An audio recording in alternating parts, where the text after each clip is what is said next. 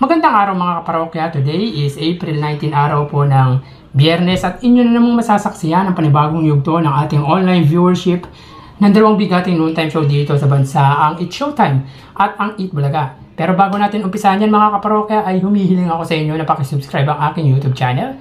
Pakiclick ang bell notification icon para lagi kayong updated sa mga bagong video na ilalabas ko. Salamat! So mga kaparokya, sa mga nagsasabing nalulugi na ang Eat Bulaga, mas mainam na maglabas muna kayo ng ebidensyang nalulugi talaga ang longest running noontime show na Eat Bulaga para paniwalaan kayo. Wala naman sanang ilalabas na kita or income ang Eat Bulaga galing sa BIR kung hindi kayo naglabas ng fake news. Bago magbigay ng statement hinggil sa nalulugi ang Eat Bulaga, kalap muna ng ebidensya.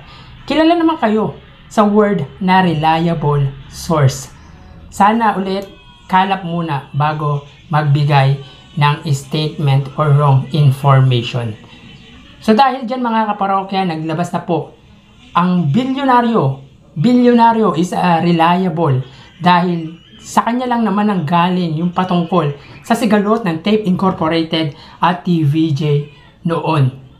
So yun nga, sabi dito, ang Eat Bulaga daw rakes $500 million or nakalikom or kumita ng 500 million or kalahating bilyon sa loob ng 6 na buwan. 501 million to be exact lang naman ang kinita ng Eat Bulaga. Yan ba ang nalulugi? Yan ba ang magsasara? Sa nakikipag-away pa sa GMA supporter na Kapuso Warriors Original na Tsaka Puso na alam naman natin ay supporter ng ABS-CBN na siyang naglabas. Maglabas ka ng ebidensya na nalulugi talaga ang Eat Bulaga. Total, sa'yo naman mismo nang galing na ikaw ang unang naglabas ng write-ups na yan at sinawsawan na lang ng ibang vlogger na kilala sa mga reliable source. We know naman na against kayo sa Eat Bulaga. Pero sana maglabas muna kayo ng katibayan na talagang nalulugi at magsasara na ang longest running noontime show na Eat Bulaga. So dahil dyan, pinabulaanan na talaga ng management ng Eat Bulaga, particularly ni Tito Soto at Joey De Leon, yung usaping pagkalugi o pagsasara. At very transparent sila para ipakita ang kinita ng Eat Bulaga within 6 months. Alam niyo mga parokya, nood tayo ng gusto natin panoorin, suportahan natin yung gusto nating suportahan.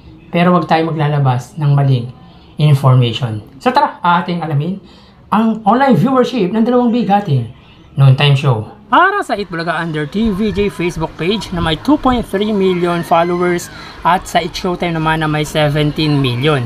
So as of 12:59, makikita po natin ang segment ng Eat Bulaga dito ay pera free at meron po silang 15.3 thousand viewers. Ang It's Showtime naman po, may kita po natin dito, ang kanilang segment ay especially for you at may 22.5 thousand viewers po sila. So click po natin para makita po natin yung actual number ng kanilang live viewership. So sa Eat Bulaga sila may 15.3 at ang It's Showtime naman po ay may 22,000 viewers. So ulitin po natin mga kaparokya, as of 1 PM ang Eat Bulaga sila po ay may 15.3 thousand viewers at may kasalukuyang segment na pera free. Ang It's Showtime naman po sila ay may 22,000 viewers at ang kanilang segment ay especially for you. So kitang-kita po natin dito kung sino lamang pagdating sa online viewership. Of course, ang It's Showtime sila ay may 7,000 viewers na lamang against Eat Bulaga. So mapunta po tayo sa TV Network YouTube channel para po sa Eat Bulaga under TV5 Philippines na may kasalukuyang 1.73 million subscribers. Ang It's Showtime naman po under sa ABS-CBN Entertainment YouTube channel na may 47.4 million subscribers.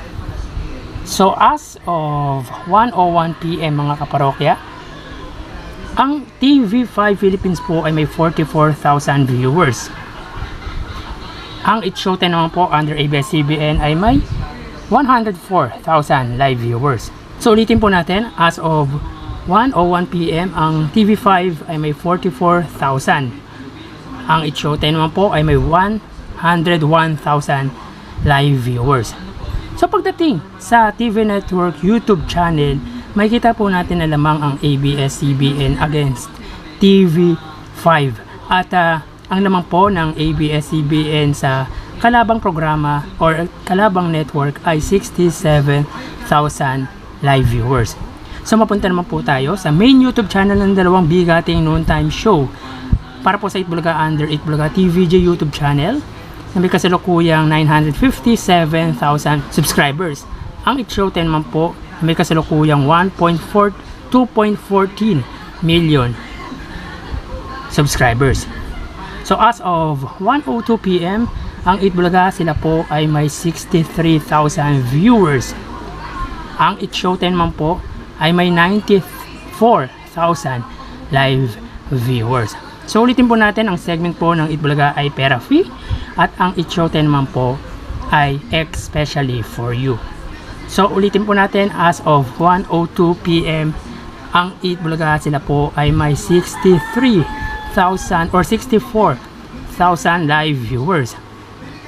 Ang It Showtime naman po ay may 94,000 live viewers. So dito naman pagdating sa main YouTube channel, mga kaparokya, ang It Showtime po ang siyang angat pagdating sa online viewership at ang lamang po nito sa katapat na noontime show ay 30,000 viewers.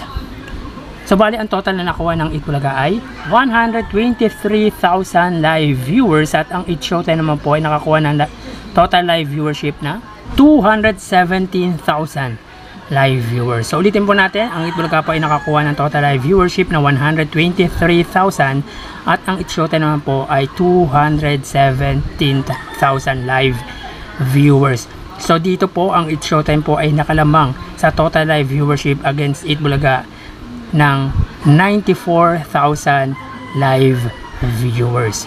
So yan po lumalabas sa kanilang online viewership as of 1:04 at mamaya ho magbabalik po tayo sa ikalawang yugto ng ating online viewership ng dalawang bigating noontime show dito sa bansa, ang It Showtime at ang Itbulaga. Magpapaalam po muna ako pansamantala. Thank you and God bless.